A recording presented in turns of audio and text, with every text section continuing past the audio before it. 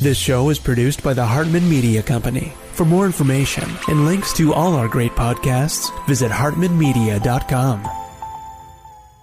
Hey there, Jason. Thanks for reaching out. What can I say? My life has truly been changing here since I joined your network. We just covered so much more in depth that we did not do in Jacksonville, especially that mortgage side. My wife was really impressed with that. Thanks again, and I look forward to continue nurturing this relationship and overall just awesome experience.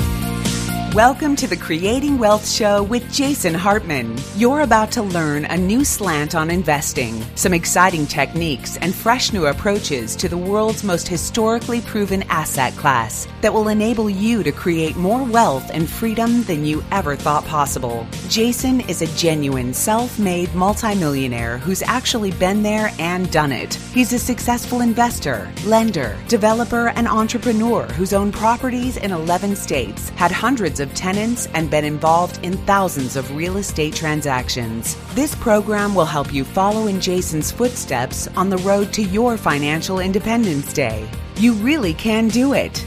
And now, here's your host, Jason Hartman, with the complete solution for real estate investors. Welcome to episode 1864, take two. Yes, I had to record this one twice because the technology did not work the first time. Anyway, I want to wish our listeners and viewers from 189 countries worldwide a happy Thanksgiving. Oh, wait. Happy Independence Day for our American listeners, of course. And our president's a little mixed up. You know, he might think it's Thanksgiving. He's a little out of it. Yeah, someone shared this meme with me this morning, and I just loved it. I thought it was hilarious. It is a meme of good old Joe Biden, and he's all dressed up in patriotic garb for the 4th of July, but wishing everybody a happy Thanksgiving. And you know what? Sadly, this is not far-fetched. It's probably actually something he really said. Wouldn't surprise me. So today in America, we celebrate the 4th of July, our Independence Day from 1776.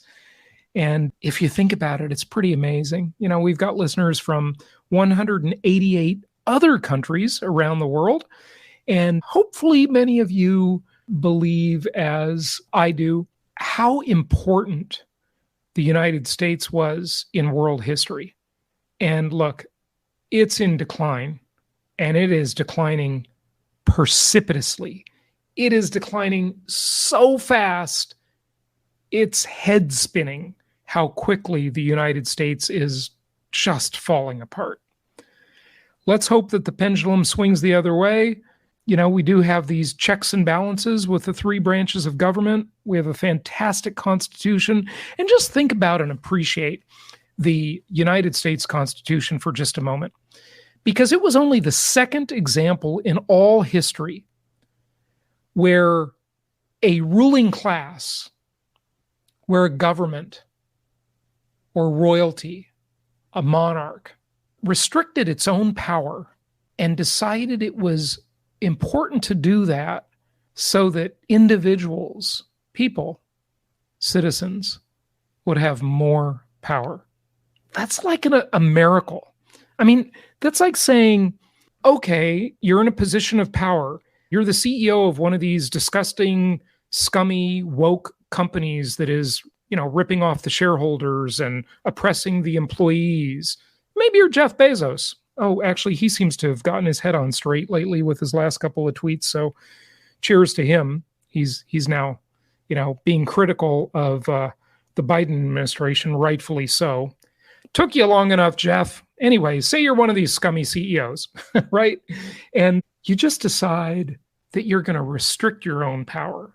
You're going to give up some of your power and give up some of your ill-gotten money for the greater good. Can you imagine that? It happens like almost never. And the United States was only the second example, at least that I'm aware of, in world history where that happened. Before that, the Magna Carta. Another pretty amazing occurrence in the history of the human race. And since then, so many other countries have followed. And now we see the pendulum swinging the other way. And sadly, the U.S. is very much in decline. Let's hope that turns around. We had a couple good Supreme Court rulings lately. I especially like the one last week where agency power, this fourth branch of government, the administrative state, the Supreme Court limited the power of these tyrannical agencies that aren't accountable to the electorate, aren't accountable to the American people. And that's good. Maybe we're going in the right direction. You know, there's some hope. There's some hope. We'll see how it all works out. All right. So there's the funny meme for you. It's pretty good. If you're only listening on audio, grab this one off of my YouTube video and you want to share this and spread it around. It's such a great meme. Anyway, today our guest is Peter Goodman. He's the author of a fantastic book called Davos Man.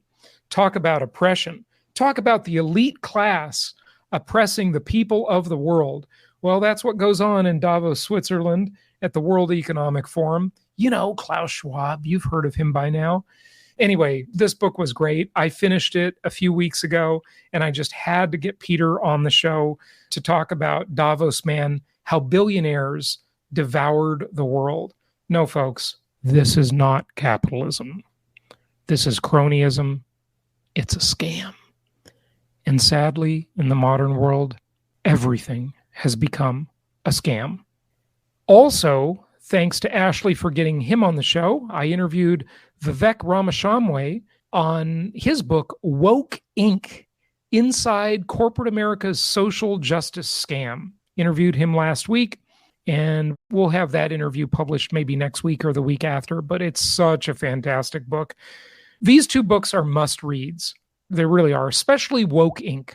I mean, that was just, I'm not finished with it yet. I got about maybe 1/4 left to go, but it's phenomenal. Just phenomenal. Everything has become a scam in the modern world. It's such a sad state of affairs. It really is. All right. So we'll get to our guest in a moment, but let's talk about the I word. Let's talk about inflation, another big scam. It's the 4th of July here for the U.S., and people are doing cookouts, barbecues, 2 pounds of ground beef in just 1 year. This is only 1 year. It has almost doubled in price. Chicken has gone up maybe, I don't know, what's that, about 35% in 1 year. The price of lemonade is up. Potato salad holding steady, burger buns holding steady. But can you imagine, this is just 1 year of inflation, folks. Only a year. Now, this is a perfect example of how the Consumer Price Index, another complete scam, the CPI, they manipulate the CPI in 3 major ways: weighting, substitution, and hedonic indexing. And this is a great example right here of substitution. So you see that ground beef has almost doubled in price in 1 year, just a year. And chicken breasts have gone way up too, but not as much. So what they assume in this basket of goods in the Consumer Price Index is that if the price of beef goes up, everybody will just switch to chicken. But maybe you don't like chicken. You think chicken's a dirty bird. So the substitution is something that they assume, and maybe we don't want to substitute. And that's how they hide real inflation from us. Also, you hear them talking about core inflation or headline inflation or the core rate. Well, the core rate strips out food and energy. Now, nobody on earth can live without food and energy. So, yeah, it's a complete scam. But inflation is just zooming, destroying the value of our savings, stocks, bonds, even our equity in real estate, but thankfully destroying the value of debt. And that's why I created the strategy called inflation-induced debt destruction many, many years ago. It is the most beautiful hidden wealth creator. So take advantage of it. Listen to my other shows for more about inflation-induced debt destruction. There really are quite a few nuances to that it's important you understand. All right, let's talk about housing inventory. Then we'll get to our guest and we'll talk about Davos Man. Housing inventory, it's important that I report on this because in just 1 week, it is up by about 26,000 homes. Now, we are still far, far away from normal inventory. Inventory is still scarily low. It is very, very low. But as I predicted, and by the way, another one of my predictions coming true here, but also, as I admitted, I think I'm going to say I'm wrong about another prediction I made, and that was about New York City, that has come back much faster than I thought it would since the COVID fiasco. Anyway, I'm not right about all of them. I was wrong about interest rates. I was right about many, and I'm right about this one. And that is that the inventory increases are unevenly distributed. They are mostly distributed to the cyclical markets. And I want to give honorable mention specifically to Phoenix, Arizona, that really can no longer be called a hybrid market. That's going to be a cyclical market. Inventory has almost doubled in Phoenix. It is crazy how that has gone up. But other cyclical markets around the country, same story. Inventory is largely increasing, and it is heavily weighted in these cyclical markets. Hybrid markets, less so, and linear markets, much less so. That's what we like and recommend, those good, solid linear markets for your investment. Go to jasonhartman.com, click on the properties page to learn more about the best linear markets in which to invest. Also, before we get to our guest, I want to announce that I am busy this last week working with our on-staff economist and creating a new index. Yes.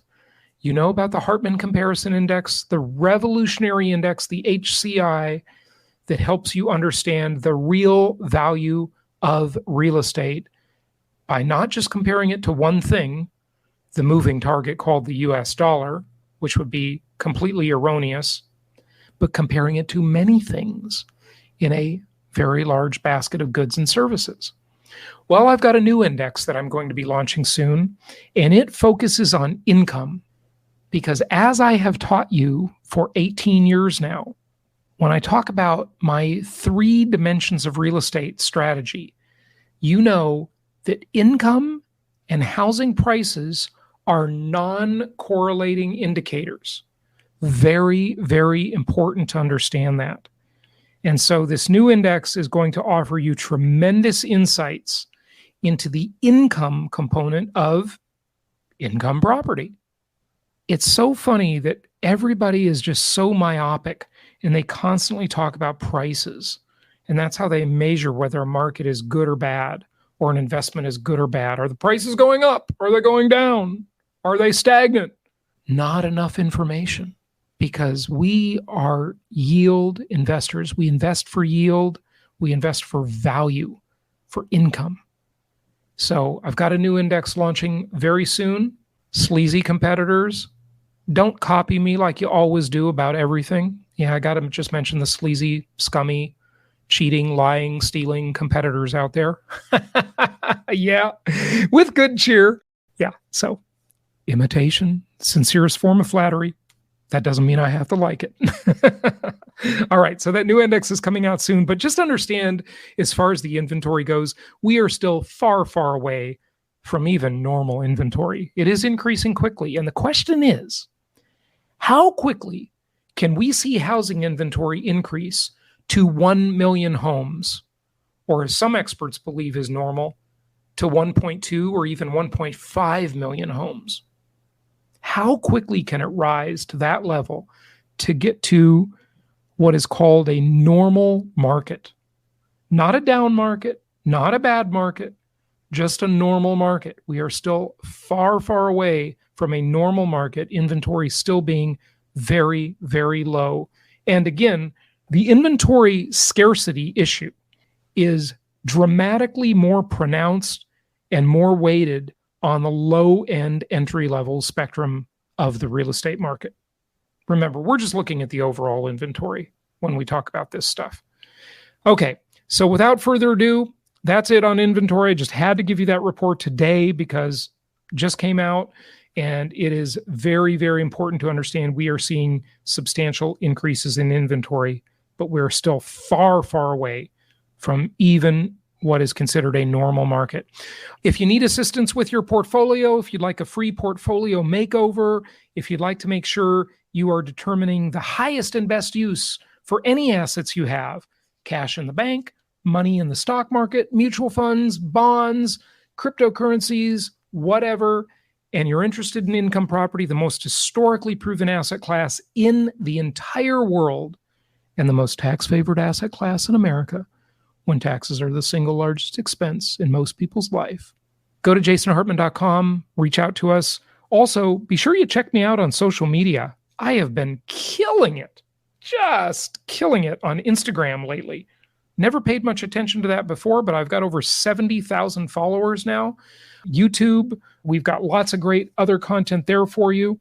So make sure you check that out in all the right places. Not just the podcast, not just YouTube, but also social media. We've got a bunch of great clips, Instagram, Twitter, short clips, and things that we're posting on those platforms as well. All right, without further ado, let's talk about Davos Man with Peter Goodman. Here he is. It is my pleasure to welcome Peter S. Goodman to the show. He is the global economic correspondent for the New York Times and author of a great book that I just finished last week entitled Davos Man, How Billionaires Devoured the World. And he's also the author of Past Due, The End of Easy Money and the Renewal of the American Economy. And Peter comes to us from just outside New York City today. It's great to have him. Peter, welcome. How are you? Thanks so much, Jason. I'm good. How are you? Good to have you. And I got to tell you, I was really intrigued by your Davos Man book. It echoed and mirrored a lot of the thoughts I'd been having for years about Davos. I've been following that conference for maybe, I don't know, about 12 years now or even more. And it just always struck me as a lot of hypocrisy. And I mean, I don't know, would you even go as far as saying it's sort of a shadow government? Would that be a fair statement? I actually don't buy into that popular idea. I mean, there are a lot of conspiracy theories around Davos, like, this is the ultimate place where all the decisions get made. There are a lot of important decisions that get made there because so many powerful people are gathered there. And anytime you have heads of state and regulators meeting with the billionaire class, which always is pursuing deals and, pushing the envelope on permission to do all the things they want to do, you're going to have decisions made. It's not that it's irrelevant. It's that part could be anywhere. The idea that it's some sort of shadow government, run by the supposedly earnest academics in charge, I think that part's nonsense. And it actually does the bidding of the people I call Davos Man. I mean, it's a term I stole from Samuel Huntington, the political scientist who coined it in 2004, referring to the slice of the billionaire class that would have us believe that they will solve all of life's problems, that all of our interests are collective. And so when we buy into this idea of the shadow government, we affirm, all of the well-intentioned pronouncements that the forum makes about climate change and corporate governance and the need to deal with gender and racial injustice. All that stuff is just a facade. I mean, it's a charade. It's a business conference. It's a chance for billionaires to get together and do business. Yeah. And people really need to become familiar with the term. And I don't even know if you use the term in your book. I can't remember, but rent seeking. Sure. That's what Davos, in my opinion, is largely about. It's about the billionaire class engaging in whatever rent-seeking behavior they can get for their companies, for their causes, for whatever it is. And they're doing that at the expense of humanity. Frankly, it's truly staggering. It really is. But first, let's just back up for a moment and give the broad picture, the 30,000-foot view, if you will, and I'll just let you answer it, Peter, because you know best. What is Davos? Just for some people that may not follow it or know, it's the World Economic Forum. It takes place in Davos, Switzerland, which is sort of this kind of unimpressive but beautiful place. But tell us what Davos is, really. Sure. So Davos, it's this kind of modest ski village that's gotten glitzy over the years because every January, although this year it was in May because the pandemic has messed up the schedule, the World Economic Forum convenes. And the World Economic Forum is this institution started by this German economist, Klaus Schwab, back in the 70s on the proposition that if you got businesses and governments together, you could solve a lot of problems. He's into public-private partnerships. He's into win-win solutions. But along the way, it's become, under the guise of a nonprofit foundation, a highly lucrative enterprise. And Schwab brings in heads of state from around the world to meet with billionaires, public intellectuals, a whole lot of journalists, the odd Hollywood celebrity. There are musicians there. I once had dinner with Peter Gabriel, who was talking about how primates make music. There's always this eclectic mix. There are poets wandering around. But in essence, and this is what I argue in the book, it is the opportunity for the billionaire class to engage in this virtue signaling. And this is the genius of Klaus Schwab's marketing. Simply by being there, you're not at some Forbes or Fortune conference where or Milken conference we're here to figure out how to make more money. I mean, this thing convenes under this mantra, committed to improving the state of the world, which is sort of unintentionally hilarious, given that the people who go there, about 3,000 people a year, are by any reasonable measure the ultimate beneficiaries of the status quo. And they use their presence in Davos, among other places, to signal, hey, we'll take care of everything. You don't have to regulate us. You don't have to stick us with progressive taxation. You don't have to enforce antitrust. If you just allow us to do our deals and have our conversations about how to solve the big problems of the day, we will take care of that. And all of the benefits will just magically trickle down throughout society, something that has in reality happened 0 times. Yeah. So where do you want to start as you describe Davos Man? There's so much to cover here. Certainly, the tax avoidance is just really beyond reproach, if you ask me. But there's so much of this rent-seeking behavior just everywhere you look. The environmental hypocrisy is beyond reproach. I mean, listen, I wouldn't have some big complaint about billionaires flying around in private jets if they didn't give me this virtue signaling speech about the environment all the time. It's just like one or the other, right, folks. I mean, fly your private jet, fine and dandy. That's what billionaires do. That's great. But don't give me a speech of how I need to drive a proletariat car at the same time or be on a New York subway, right? Well, it's just so hypocritical. It's ridiculous. But where do you want to start in describing Davos Man? Well, my ultimate takeaway for Davos Man is that he is selling us.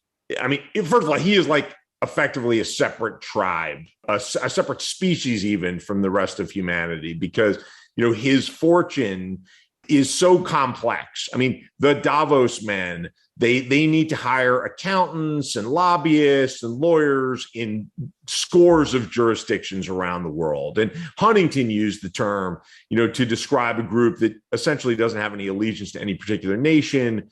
They're their own thing. And I think that's important to understand. And I think it's important to understand that they will sell us on this idea that life is this all or nothing proposition, that we either accept that there's inequality like we've got, that we're going to have much of humanity, unable to afford COVID vaccines, to pick one obvious example, or we can monkey around with this successful form of capitalism that's at least got us Google and central air conditioning and jet travel that most people can afford nowadays, or we can mess with that and we could end up being, Venezuela, where we're diving into dumpsters for our dinner. This false binary is at the heart of how Davos Man sells us again and again on this idea that we need more tax cuts and deregulation. He's the good guy. The more money he's got, the more good he can do, especially through his philanthropy, which never pencils out to as much as he would have us believe he gives. But by the way, I just got to, I want to just mention something so I don't forget, but have you seen the documentary Poverty Inc.? I have not. Fascinating. You must see it. I've told my listeners that before. And it's all about how this philanthropy just backfires because it screws up the economies of these developing countries. And it's just a really fascinating take on the whole thing. I just thought I'd mention that as an aside. But yeah, the philanthropy from the Davos Man is really just window dressing, isn't it? Well, it's not always window dressing, right? I mean, like Gates, his philanthropy has been quite significant. I spent a lot of time in the book on Marc Benioff, who's a very interesting character. He's such a virtue signaling. I mean, it's just ridiculous. Well, so, I'll give Benioff his due. His philanthropy actually is pretty significant. Like, he's organized his company around 1% of all revenues and staff time go to philanthropic efforts. He took out his checkbook to spend $10 million on a ballot initiative that actually increased taxes on tech companies to fund expanded services for homeless people. But at the same time, what was he doing? Yeah. At the same time, his company is part of the Business Roundtable, which played the central role in enabling the Trump tax cuts that lavished $1.5 trillion of cuts on people like Marc Benioff. And Salesforce, not coincidentally, has paid the modest sum of $0 in federal taxes a couple of times in the last 5 years. So all that other stuff is, to your point about philanthropy, is like a rounding error compared to that. And, I didn't write this book to demonize Benioff or any billionaire. I mean, I'm fine with the fact that there's going to be some inequality in a system governed by capitalism. And capitalism is a terrific way through price discovery to give us innovation and consumer choice and economic growth and, all sorts of things that we should actually hold on to.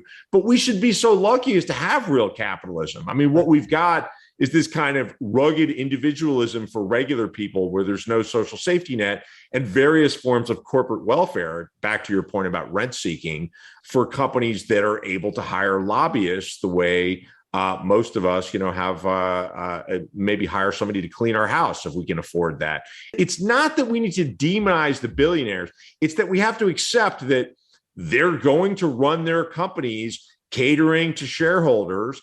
And if we want to have a say over what sorts of government services are fundable, if we want to have a say over what rules of competition should apply, we're going to have to exercise democracy, our own democratic rights ourselves, instead of outsourcing the jobs to these virtue signaling billionaires. Yeah. So, gosh, there's so much there. I mean, listen, you won't get any argument from me. I'm a capitalist, but the problem is we don't have capitalism. We have cronyism. I mean, if there is a place where cronyism takes place, it is Davos. That is the place. Right. And then in Washington, D.C., of course, too. But when you look at these billionaires, you look at Bezos and the way Amazon paid no tax a couple of years ago. Right. And there's a strategy, I think, I might get the name wrong, but I think it's called like the double Irish twist that a lot of these big companies employ, where everybody knows that Apple, the company, is in California, right? They built the $5 billion donut-shaped UFO headquarters that is absolutely a phenomenal piece of architecture. That's where Apple is. Right. We all know that. Yet Apple evades California taxes because they don't like the tax jurisdiction of California because it's very high tax, obviously. And then they evade the United States government's taxation by somehow, even though Steve Jobs was in California, Steve Wozniak was in California, that's where the garage was, that's where everything was innovated, that's where it all happened, right? Their $5 billion headquarters there, yet somehow their Irish subsidiary or their Netherlands subsidiary, they've got all of these things, makes all the money. Well, because this is worth picking apart. So first of all, a key argument I make in this book is that none of this happens by accident, right? It's important to understand. It's not that we were, marinated in some perverse belief system such that Congress decided that it would be this wonderful idea to, allow corporate executives to bill all their revenue in some foreign jurisdiction to avoid U.S. taxes without seeing the inside of a federal penitentiary, and did this out of some, holistic faith in the economic dynamism that would flow. This was a fairy tale that was sold by legions of lobbyists working for the largest American corporations. The double Irish goes back to Clinton's administration. We spent a lot of time talking about Reagan as a tax cutter as well. We should. Clinton, was a big fan of corporate lobbying, and he was the one who allowed companies to transfer their intellectual property. So, take Salesforce, for example, because this is how Salesforce managed to pay no taxes. They say, well, all the stuff that's really valuable, the secret sauce of our technology, that lives in Ireland. And then the company in Ireland, our nominal headquarters, is going to charge these very high fees to our American subsidiaries for the use of this intellectual property through a kind of licensing agreement. And guess what? Those fees are going to be so high that the billions of dollars a year that we're earning in real revenue, that just vanishes and gets turned into losses. Imagine if like an Amazon warehouse employee could just say, well, my work boots, they live in the Cayman Islands now, and I'm going to charge a licensing fee to myself to use those work boots every time I go off to work. Therefore, my paycheck, Uncle Sam's going to write me, a fat tax refund, every week with my paycheck because I'm basically earning no money. Well, guess what? That Amazon warehouse worker can't afford to hire 100 lobbyists the way Amazon can. So not by accident, Davos Man's interests are again and again turned into law in the halls of Congress and in countries around the globe.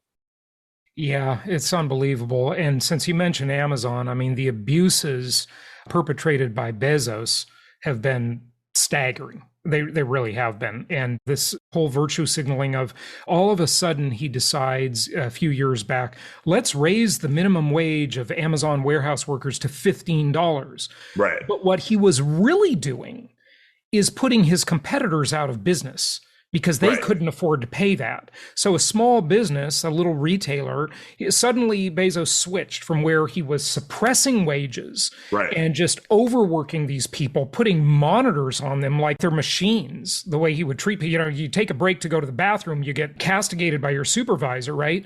And then suddenly he's all in favor of lobbying Congress for a $15 minimum wage and raises all of those people to $15 because then he realizes he can just use that as a way to roll over his competition. It's just so ridiculous. Well, and at the same time that he's opposing any kind of organized labor. The key he's trying to destroy unions. Right. I tell the story of Christian Smalls in the book, who's this Staten Island warehouse worker who notices in March of 2020, hey, we're all here on the warehouse floor like it's normal. All the managers are somehow gone. He's told they're at a corporate retreat. Oh, everyone's on vacation. He's seeing the stories about the pandemic on the TV screens in the break room. He gets concerned. He starts asking, what's the deal here? And how come we don't have any protective gear? How come we don't have any face masks? We don't have any hand sanitizer? Bezos releases this letter. Dear Amazonians, we thank you for your sacrifice. We're unable to source. The everything store somehow can't turn up.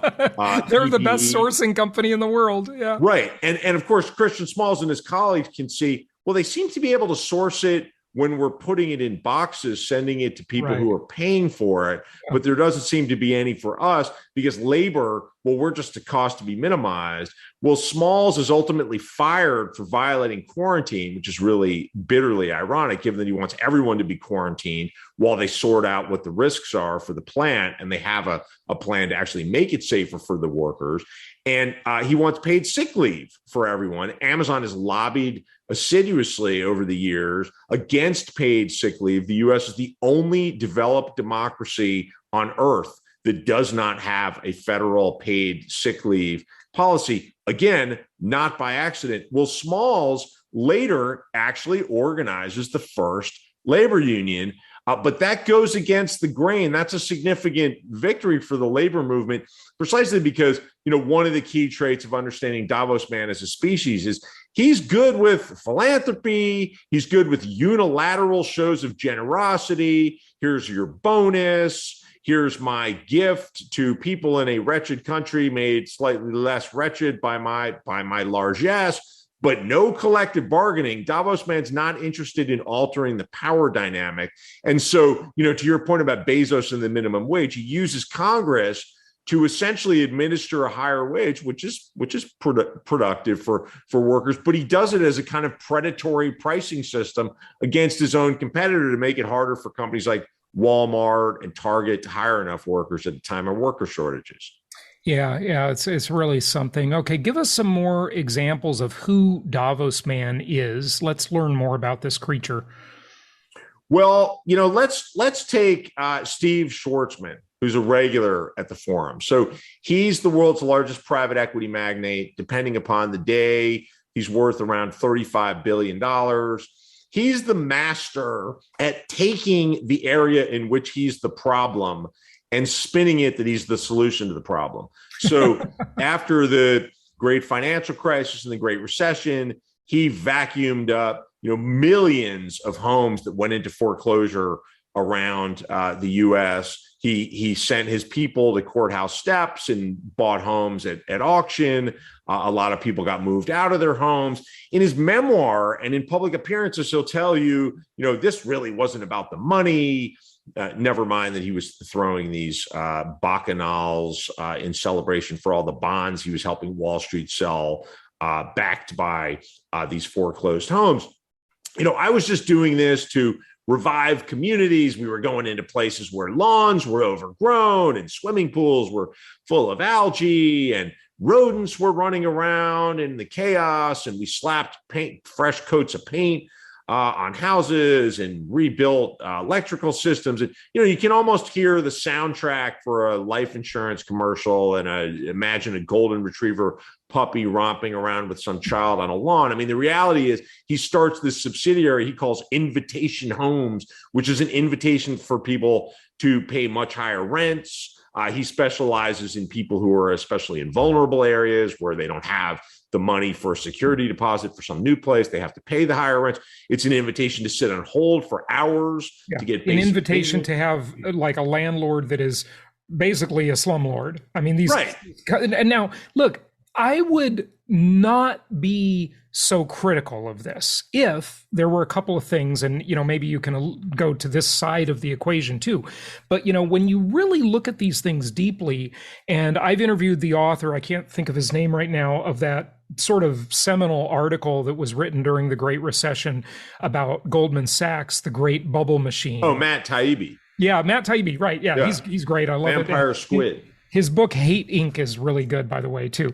When you realize that these people had a huge part in causing the crisis. Right. And creating that opportunity to scoop up the foreclosed homes, right? I would be okay if they weren't the cause and they simply went in there, saw an opportunity and thought, hey, look, we're going to buy these distressed homes. We're going to turn them around. We're going to fix them up and we're going to make the neighborhood better, right? That'd be okay. That's the market system. But I mean, they're simultaneously lobbying the Obama administration not to rescue homeowners, right? So there are these massive rescues for too big to fail financial institutions. We're told by Tim Geithner, who now works at a private equity company himself, who was Obama's Treasury Secretary, that we have to think about moral hazard. It would really be wrong. The only moral hazard is the one you see in the mirror, Tim.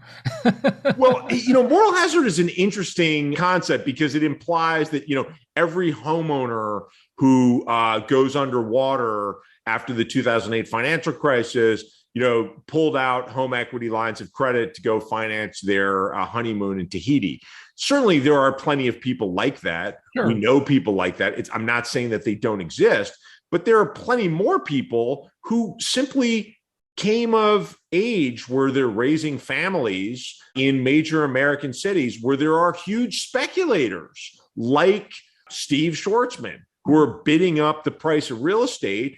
And they're told there's a societal imperative to send their kid to quality schools.